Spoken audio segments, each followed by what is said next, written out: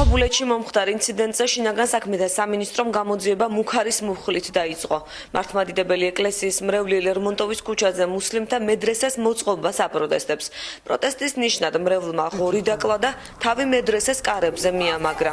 მუსლიმი მორწმუნეები სახელმწიფოსგან რეაგირებას ითხოვენ.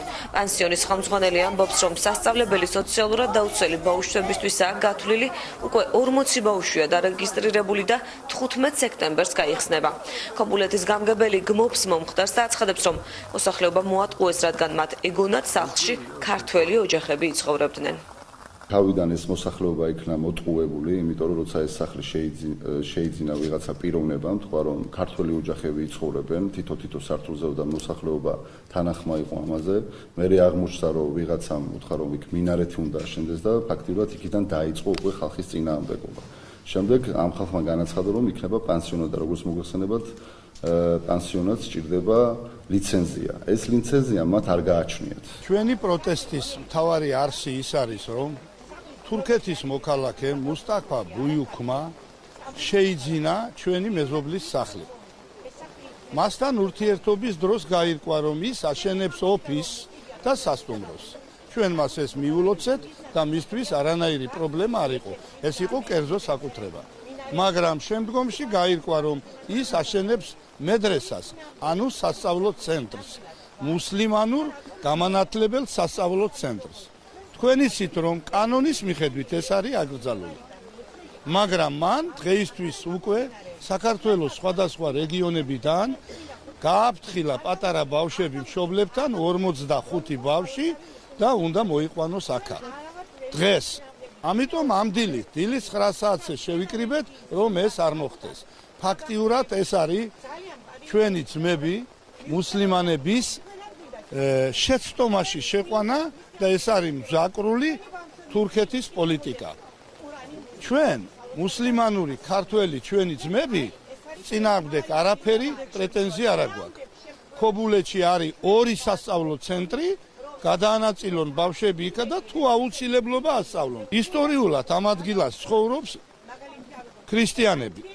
გასაგებია, რომ ამის შემდეგ დაიწყება მუსლიმანური წესისა და კანონის აღსარებლობა, რაც ჩვენთვის, ჩვენი უფლებებისთვის, ანუ ადამიანის უფლებებს ეხება ეს, არის აბსოლუტურად მიუღებელი.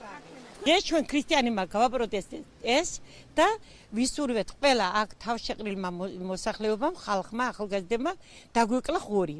დავკალით ღორი იმისათვის, რომ ვეღარ მოვიდნენ, ძალიან უყვართ თურმე მუსლიმანებს ეს ბჭყალებში ღორი და იმდენად უყვართ, რომ ჩვენ ვიწევთ მათ ამ ღორისაგან დამზადებული კერძებზე, სუფრაზე ვიწევთ და მოვიდნენ და სიამონებით მივართვევთ. ღორის თავის გაყრა მაგალითად იმ ადგილზე ეს არის ჩემი აზრით რელიგიის შეურაცხყოფა და ეს მართებულად ნამდვილად არ მიმაჩნია. ჩემთვის ყველაზე მნიშვნელოვანია და ზოგადად როგორც აი სახელმწიფო სტრუქტურის წარმომადგენლისთვის, რომ აქ არ მოხდეს მრევლს შორის დაპირისპირება.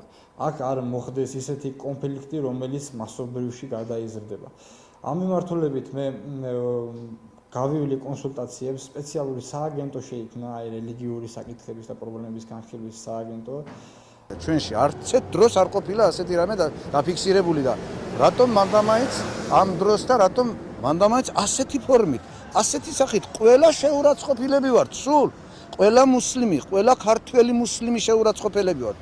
თუ ჩვენ რამეს ამბობენ, რომ სხვა ვიღაცას ეხლა ტელევიზიითაც მოისმინეთ, რომ ვიღაცა მუსტაფას შესყიდულია, თუ შესყიდულია და რაღაცა კანონები გარღვეულია, არჩიონ იმ მუსტაფასთან და იმ ხალხთან. რა უნდათ მუსლიმან მრევლისთვის და მუსლიმან სარწმუნოებისთვის ასეთი ქმედება. ამას ჩვენ გმობთ, ეს არის ნამდვილად ვანდალიზმური ფორმა, რომელიც მათ დღეს გააკეთეს. მოუწოდებენ სახელმწიფოს გამოიხატოს კეთილინება, სასტრაფოდ დაადგინოს დამნაშავეები და მუსლიმ მრევლს მოუხადონ ბოდიში. იმიტომ რომ დღეს მუსლიმი მრევლია ამით შეურაცხყოფილი.